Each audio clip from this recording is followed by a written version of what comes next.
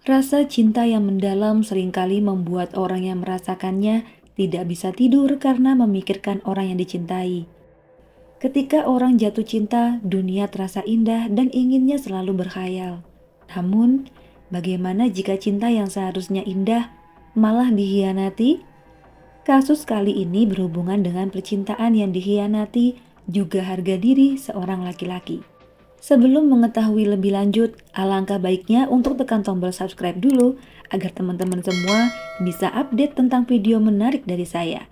Di sini saya akan membagikan cerita true crime kriminal yang tentunya menambah wawasan kalian tentang keadaan dunia saat ini. Jangan lupa siapkan hati dan pikiran kalian untuk menjadikan kasus ini sebagai pelajaran. Sutomo berusia 33 tahun adalah seorang penjual semangka di Pasar Induk Kramat Jati, Jakarta Timur. Ia tinggal di kontrakan yang berada dekat dengan pasar. Kesehariannya ialah berjualan di kios buah selama hampir 8 bulan. Di tempat kerjanya, Sutomo dikenal orang yang rajin, giat dalam bekerja, dan sigap melayani pembeli. Terlihat dari CCTV dalam kios tersebut. Ia juga sopan, baik, dan ramah kepada pedagang lain di sekitarnya. Kios buah tersebut menjadi favorit pelanggan karena kualitas buah yang terkenal bagus, hingga kios tersebut ramai oleh pembeli setiap harinya. Sutomo dan rekan-rekan membuka dagangannya dari pagi hingga malam, dan kegiatan ini terus dilakoninya dengan sangat baik. Namun, ada suatu hari yang membuat pasar tersebut gempar karena terjadi peristiwa nahas yang dialami oleh Sutomo. Sontak seluruh orang yang berada di pasar segera berkerumun untuk mengetahui sumber masalah. Pada hari Senin tanggal 8 Januari 2024, pada dini hari, Sutomo dan rekan-rekan terpantau dari CCTV sedang melayani pembeli. Hari itu Sutomo menggunakan baju merah. Ia dan pembeli berada di meja kasir, kemungkinan sedang bertransaksi uang. Secara tiba-tiba, ada seseorang yang menggunakan jaket hoodie warna hijau yang menutupi kepala, segera menyiram sesuatu ke arah kepala korban. Yang diketahui selanjutnya itu adalah air keras. Sutomo yang kaget dan merasakan kesakitan di area wajahnya, tentu saja ia tak bisa menghindar dari serangan maut yang akan terjadi selanjutnya. Bahkan teman-temannya dan orang yang berada tepat di depannya pun tak mampu bergerak, karena kejadian ini super cepat. Ketika Sutomo melindungi kepalanya yang tersiram air keras, setelah itu pelaku langsung menyabetkan senjata tajam ke tubuh korban berkali-kali. Sutomo jelas saja tidak dapat melindungi dirinya karena wajahnya sudah melepuh kena air keras. Sembari berteriak meminta ampun dan pertolongan, Sutomo tersungkur tak dapat lagi menghindar dari serangan bengis itu. Dengan brutalnya, pelaku terus saja menghujani Sutomo dengan benda tajam. Tanpa ampun, cairan merah telah membanjiri baju milik korban.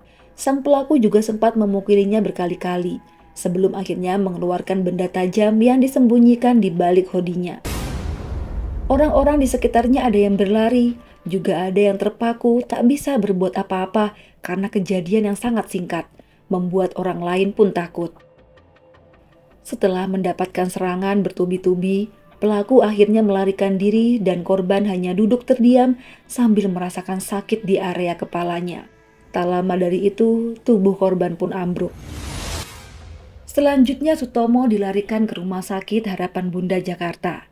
Namun sayangnya sebelum sampai di rumah sakit, Sutomo sudah menghembuskan nafas terakhirnya karena pendarahan yang hebat. Tubuh korban segera dilakukan pemeriksaan. Terdapat 4 luka senjata tajam dan luka melepuh pada area kepala, leher, pundak, dan dada. Beberapa warga lain langsung melaporkan kejadian itu kepada kepolisian.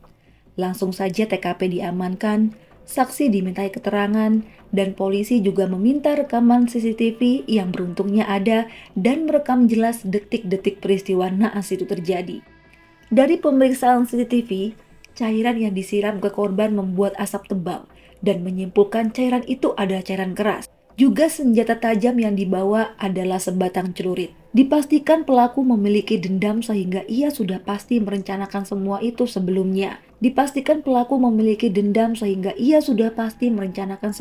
sebelumnya.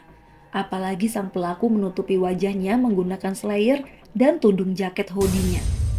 Ini membuat warga tidak ada yang mengenali pelaku tersebut. Keluarga korban yang diberitahu menjadi histeris dan meminta kepolisian untuk mengusut tuntas nasib malang yang dialami Sutomo. Sebenarnya, jika dilihat dari CCTV, Hutomo memiliki badan yang cukup besar untuk bisa melawan. Hanya saja si pelaku telah menyiram air keras yang membuat Sutomo tak bisa berkutik. Siapa namamu? Dede. Dede.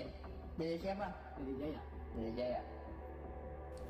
Berpindah ke kepolisian. Alhamdulillah kurang dari 24 jam, Polsek Kramat Jati berhasil menangkap seseorang bernama Dede Jaya yang berusia 28 tahun di rumah saudaranya di daerah Pamulang, Tangerang Selatan. Tanpa perlawanan, DJ segera dibawa ke kantor dan dimintai keterangan lebih lanjut. Sementara itu di kontrakan DJ, polisi berhasil mengamankan barang bukti yaitu baju hoodie yang kecipratan cairan merah, celurit, dan botol hitam air keras. Saat diinterogasi, DJ mengakui memang benar dirinya lah pelaku penghabisan nyawa Sutomo. Hal ini dipicu karena rasa sakit hatinya ketika mengetahui bahwa istri pelaku telah selingkuh dengan korban.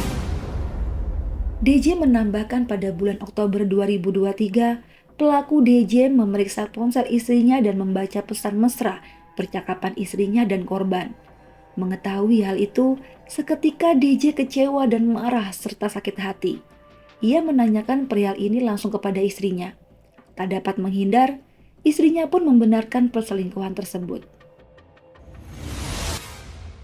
Kemudian pelaku DJ mengajak seluruh keluarganya untuk berunding dan mengajak Sutomo untuk duduk berbicara mencari jalan keluar. Disepakati bahwa Sutomo wajib menikahi istrinya dan memberikan ganti rugi sebesar 5 juta rupiah kepada DJ. Di sini Mia kurang paham ya, kenapa Sutomo harus menikahi istri pelaku. Apakah DJ mengikhlaskan istrinya menikah dengan Sutomo dan bercerai dengan DJ? Atau bagaimana? Pada intinya, kesepakatan membayar ganti rugi dan menikahi istri pelaku adalah keputusan yang final. Dan saat bulan Desember, DJ menuntut tanggung jawab Sutomo dan mendatangi kios buah tempat kerjanya. Namun bukannya jawaban yang baik. Sutomo malah menantang dengan perkataan, "Kalau gue nggak mau tanggung jawab, lu mau apa?" Sontak DJ terkejut dan kembali ke rumahnya. Saat itu ia hanya menunggu bulan berikutnya untuk melihat respon korban. Kemudian, kesabaran DJ akhirnya tak dapat dibendung lagi. Sutomo tetap tidak ada upaya membayar ganti rugi, bahkan menikahi istri pelaku. DJ diam-diam merencanakan sesuatu yang akan membuat hidupnya berubah. Ia memesan air keras secara online, dan saat barang itu tiba, tanggal 7 Januari 2024, tepatnya pukul 11:45 malam, ia berjalan menuju pasar Kramat Jati. Sambil mengintai dari jauh, saat keadaan pasar mulai sepi, DJ langsung melakukan aksinya. Kembali ke waktu interogasi, DJ mengakui sangat menyesal atas perbuatannya. Pelaku gelap mata, namun penyesalannya itu tak mampu membuat korban hidup kembali. Pelaku diancam hukuman penjara maksimal 15 tahun, sementara tubuh korban telah dikembalikan ke keluarganya dan disemayamkan di TPU Gober Kramat Jati pada 8 Januari tahun 2024. Nah teman-teman, pelajaran apa yang bisa kita ambil dari kasus ini? Setia itu mahal, jika dipertaruhkan maka nyawa akan melayang. Jadi buka pikiran kalian lebar-lebar sebelum melakukan hal terlarang. Saat kalian gelap mata, resikonya adalah kalian masuk bui dan sama-sama tidak mendapat kasih sayang dari orang yang kalian perebutkan. Jika kalian suka video ini, mohon bantuannya untuk like, komen, subscribe, dan share ke teman-teman kamu yang menyukai kisah nyata kriminal. Mia undur diri dulu, mohon maaf jika ada salah kata dalam pembuatan video ini. Bye!